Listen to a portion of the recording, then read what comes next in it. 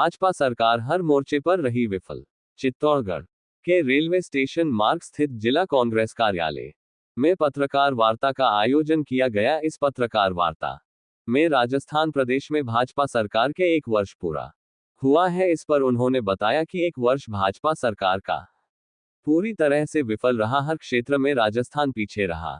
साथ उन्होंने बताया कि अशोक गहलोत सरकार ने जो जनकल्याणकारी योजना शुरू की थी वह आज बंद होने की कगार पर है, तो वही तथा चित्तौड़गढ़ के पूर्व विधायक तथा पूर्व राज्य मंत्री सुरेंद्र सिंह जाड़ावत ने कहा कि चित्तौड़गढ़ में मुख्यमंत्री अशोक गहलोत के शासनकाल में कई योजनाएं चित्तौड़गढ़ में विकास की लाई गई, पर वह योजना अब दम तोड़ने लगी है। इस पत्रकार वार्ता में सज्जनगढ़ विधायक गीता बरवट, चित्तौड़गढ़ प्रभारी लाल सिंह झाला, पूर्व राज्य मंत्री सुरेंद्र सिंह राणावत, कांग्रेस जिला अध्यक्ष भैरूलाल जाट, डेयरी चेयरमैन बद्रीलाल जगपुरा, महेंद्र शर्मा, एहसान पठान, रंजीत रोड, अनिल सोनी, विक्रम जाट मौजूद है। क्या कहा कांग्रेस के नेताओं ने तथा किस किस प्रकार विफल रहा राज्य सरकार का 1 वर्ष, इसके बारे में बताया। ये जो हमें प्रदेश कांग्रेस ने आदरणीय गोविंद सिंह से निर्देश दिए हैं, वो निर्देश हमें इस प्राप्त है। 21-20 से लेकर 21 तक हमारी संभाग स्तर पे थी और 23, 24, 25 हमारी जिला स्तर पे है। ये जो प्रेस वार्ता है जिला स्तर पर होकर फिर ये ब्लॉक स्तर पर प्रेस वार्ता करनी है। और जो 1 साल जो सरकार ने नाकाम रही है, सरकार विफल न हो पाई है, और जो सरकार जश्न मना रही है उसके विरोध में ये प्रेस वार्ता है। चाहे वो किसान हो, महिला अत्याचार, कई सारी समस्या सरकार के सामने है। और जो सरकार ने जो वादे किए थे, जो उनका घोषणा पत्र था, 1 साल में वो घोषणा पत्र लागू नहीं किया गया।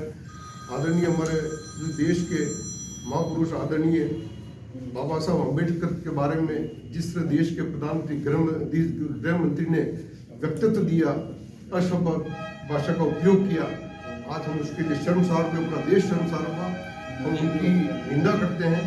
उसके बारे में भी ये प्रेस वार्ता है, आप सभी पधारे हैं।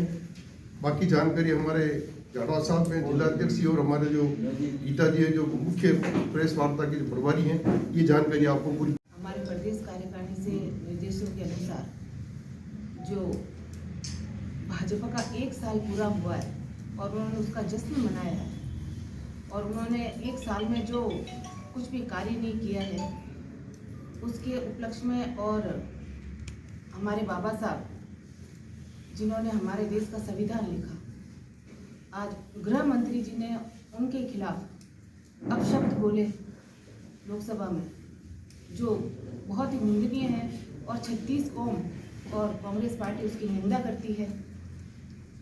इसके उपलक्ष्य में मैं आपको बताना चाहूँगी कि जो भाजपा की सरकार ने सबसे पहले 100 दिन की कार्य योजना बनाई थी, जिसके 365 दिन से ज़्यादा दिन हो गए, लेकिन इन्होंने 100 दिन का अभी तक कोई भी अपना रिपोर्ट कार्ड नहीं पेश किया। और 1 साल के अंदर प्रदेश की जनता इनसे, इसके शासन से बहुत ज़्यादा परेशान हो चुकी है। प्रदेश का हर वर्ग, किसान, मजदूर, महिला, युवा, सरकारी कर्मचारी देखने के बड़े से बड़े वादे जो भाजपा सरकार ने किए थे, लेकिन अभी तक उनका एक भी वादा पूरा नहीं हुआ। जो भी उन्होंने पहले सदन में अपने वादे किए कि हम 100 दिन में ये काम करेंगे, उनका एक भी काम नहीं हुआ, ना उन्होंने अपने वादे पूरे किए। उन्होंने सिर्फ एक तरफ चमक धमक से और अपने 2-4 मुद्दे, पेपर लीक, भ्रष्टाचार, महिला अत्याचार, ये मुद्दे बनाकर सरकार तो ले आए सबको बरगला के, लेकिन उन्होंने जो काम करे वो उनका एक भी नहीं हुआ। किसानों की जो सम्मान निधि की बात करते हैं, लेकिन अभी तक एक भी किसान ने जो 12,000 रुपये एक के किसी के भी खाते में नहीं आए। जो उन्होंने 450 सिलेंडर के लिए बोला, कभी उनकी सब्सिडी आती है, कभी सब्सिडी नहीं आती है, उनका एक भी काम पूरा नहीं हो रहा। सामाजिक सुरक्षा की पेंशन भी नहीं हो रही है। बच्चों की जो अच्छे नंबर आने पे साइकिल, स्कूटी दी जाती है, उनके लिए भी बच्चियां इंतजार कर रही है कि वो कब आएगी। हमारी सरकार ने, कांग्रेस सरकार ने जो योजनाएं दी थी, उनके योजनाओं के नाम बदल दिए या उन योजनाओं को रोक दिया गया, बंद कर दिया गया। 12 से ज़्यादा योजनाओं के उन्होंने नाम बदल दिए हैं। किसानों के हित में चल रही एग्रो प्रोसेसिंग पॉलिसी तक को बंद कर दिया। किसानों के कृषि आधारित उद्योग लगाने का अनुदान भी उनको मिल नहीं रहा। सरकार के द्वारा किए गए कॉलेजों, स्कूलों और अस्पतालों तक के जो बजट घोषित किए थे, जिनके अधूरे काम हो गए, लेकिन उसके बाद अधूरे कामों में जो बजट था उन्होंने रोक दिया। लेकिन जो बजट आ गया है उनका भी वो क्या करेंगे, इसका वो कोई जवाब नहीं दे रहे। और ये जो लोगों के, जनता के काम थे, उनको रोकना क्या उचित था? ये किसी के पर्सनल काम थे नहीं, ये पूरे जनता के काम थे, उनके सहयोग के काम थे, लेकिन उन्होंने उनको रोक दिया। तो चाहे कृषि बिजली हो, इनके कनेक्शन इन्होंने रोक दिए। ये कब होंगे शुरू, इनका कुछ भी पता नहीं, ना वो बताना चाहते हैं कि ये कनेक्शन कब होंगे। आप एक किसान अंधेरे में रहता है, उनको कनेक्शन नहीं मिलता तो वो आगे अपना काम कैसे करेगा, खेतीबाड़ी कैसे करेगा? जब खेतीबाड़ी नहीं होगी तो हमारा विकास भी रुका हुआ पड़ा है। आज किसान परेशान हो रहा है, जो उनको अन्न देता है पूरे देश को। बिजली के ट्रांसफार्मर में चाहे जल जाए, लेकिन उसके लिए एक एक महीना लोगों को इंतजार करना पड़ता है कि अब आए अब आए अब आए। लेकिन ये बस रोज कोई ना कोई बहाना बनता रहता है इनका। बोला क्या उनको ये शोभा दिया? आज बाबा साहब 36 कौम के माननीय है, जिन्होंने संविधान लिखा, 36 कौम के लिए उन्होंने उस संविधान के अंदर हर चीज की जगह बनाई। आज हम SC/ST के, मैं SC से आती हूँ, आज मैं SC की महिला हूँ और आज मैं इस जगह बैठी हूँ ना, तो ये बाबा साहब की देन है कि मैं आज इस जगह बैठी हूँ। आज 36 कौम में ऐसा कोई नहीं कह सकता कि भाई उस संविधान के अंदर उनके लिए कुछ नहीं किया उन्होंने। आज उस व्यक्ति के लिए उनके द्वारा बोले गए गलत शब्द क्या शोभनीय थे, अच्छे थे? इसके लिए पूरी 36 कौम इसकी निंदा करती है। और जब तक गृह मंत्री जी इस्तीफा नहीं देते, तब तक हम उनके खिलाफ धरने प्रदर्शन करेंगे और जो भी हमसे होगा, इनके खिलाफ जो भी कार्रवाई होगी हम करवाने की कोशिश करेंगे। धन्यवाद। जो है वो लिखित में है सरकार के खिलाफ, वो आपको दे देंगे। मुख्य बिंदुओं पे श्रीमती बलवंत जी ने प्रकाश डाला है, क्योंकि काफ़ी लंबा चौड़ा था। सरकार जो करके गई, अशोक गहलोत साहब, वो भी पैम्पलेट में है, वो भी आपको दे दिए जाएंगे। अब मैं खास तौर से आपको चित्तौड़ विधानसभा की निवेदन करूँ कि देखिए, चित्तौड़ विधानसभा के अंदर जो मुख्यमंत्री अशोक गहलोत साहब ने 5 साल के अंदर जो ऐतिहासिक उपलब्धियां, जो कल्पना से बाहर थी, जो उन्होंने दी है, उन सब पे आज ग्रहण लगता हुआ नजर आ रहा है। चंबल का प्रोजेक्ट, पीने के पानी, पूरे 276 गांव चित्तौड़ विधानसभा के और पूरा चित्तौड़ शहर अगले 50 साल तक की योजना बना करके 1000 करोड़ रुपया सिर्फ चित्तौड़ विधानसभा और 66 गांव निम्बाड़ा विधानसभा के थे। मुख्यमंत्री जी ने पूरा जो प्रोजेक्ट था बेगू का, चित्तौड़ का, लगभग 2360 करोड़ रुपए का था। उसमें गगरार, बेगू निकाल करके 1000 करोड़ का प्रोजेक्ट था। वो आज पूरी तरह से खटाई में पड़ा हुआ नजर आ रहा है। अगर इनके सांसद, इनके विधायक ने अगर ध्यान नहीं दिया तो इस सरकार को कोई चिंता नहीं है। और इन्होंने बड़ी बड़ी बातें तो 1 साल की खूब की, लेकिन इसके बारे में एक शब्द इन्होंने चंबल के प्रोजेक्ट के बारे में नहीं बोला। आज पेयजल सबसे बड़ी समस्या है। अभी प्रधानमंत्री जी आए और करके मध्य प्रदेश का, और वो कोई MOU जनता के सामने रखा नहीं जा रहा। तो पानी का महत्व इसीलिए पिछली सरकार अशोक गहलोत साहब भी कर करके इसी योजनाओं के ऊपर गए हैं। मध्य प्रदेश, राजस्थान का जो अपने 13 जिलों की ERCP योजना थी, उस पर तो हमारा जो ये बहुत मुख्य एक लाइफलाइन है चित्तौड़ के लिए, ये चंबल का पानी।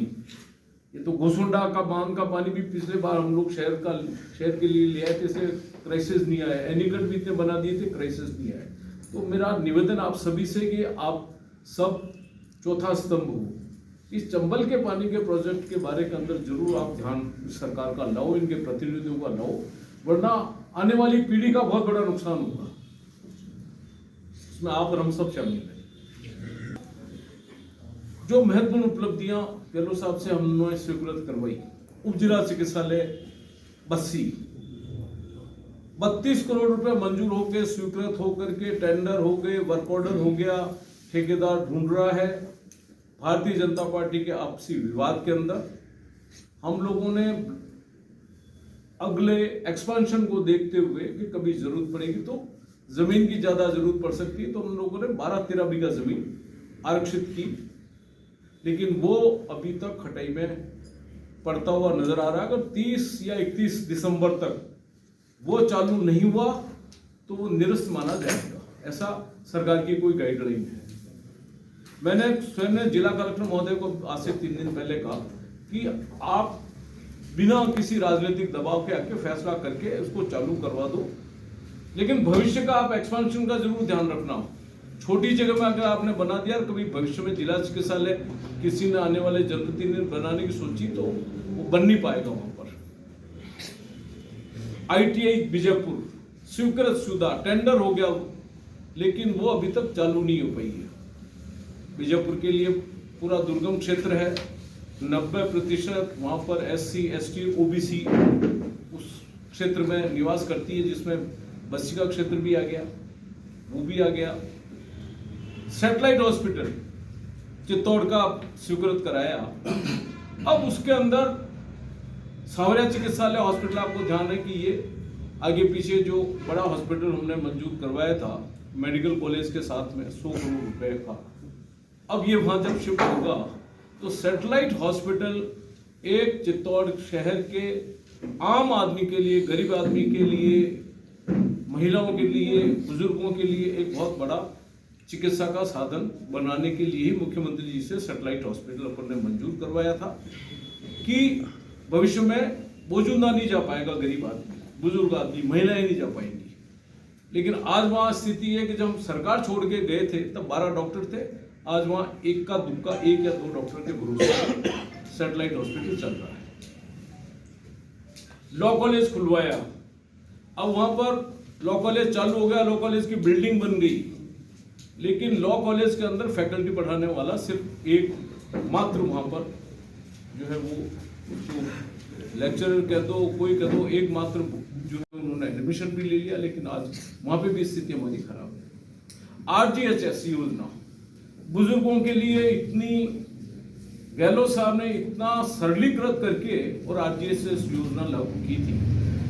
अब आज बुजुर्ग जो 90 साल, आपके अखबार के अंदर ही आज से 2-3 दिन पहले भास्कर था शायद, उसने पूरा का पूरा छापा है कि 90 साल के, कोई लकवा पीड़ित है, कोई 82 साल का है, किसी के फ्रैक्चर है, अब उनको स्वयं को व्यक्तिगत उपस्थित होना पड़ेगा हॉस्पिटल में, और वहां पर खुद की फोटो होनी पड़ेगी और दस्तखत होंगे, तब जाकर के उस योजना का उनको फायदा मिलेगा।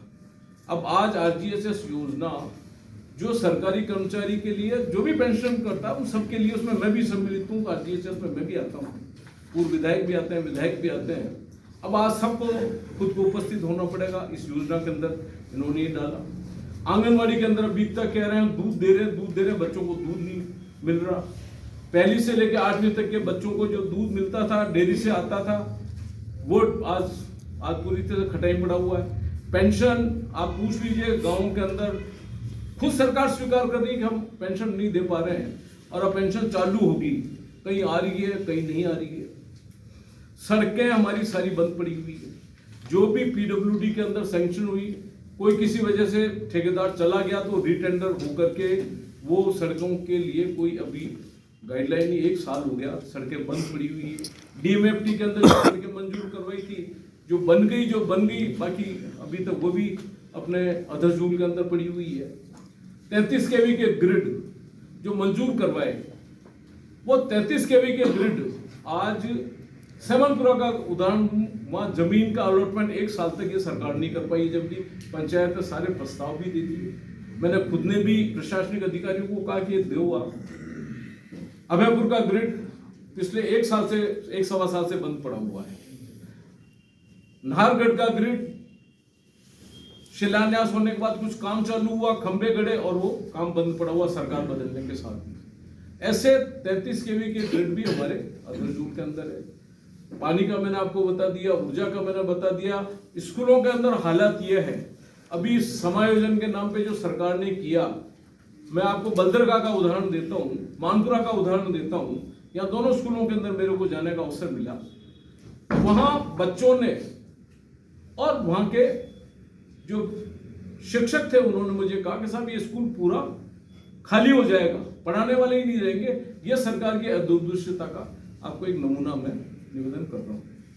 हमारे पीएससी के अंदर भी, सादी पीएससी के अंदर डॉक्टर बहुत दूर दराज है, लेकिन उसको लगा दिया गया बीजेपुर में। बीजेपुर अपने आप में बहुत सीएचसी है वहां पर।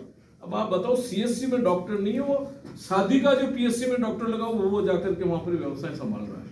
ये स्थिति सरकार की आज की तारीख में चिकित्सा के क्षेत्र के अंदर है।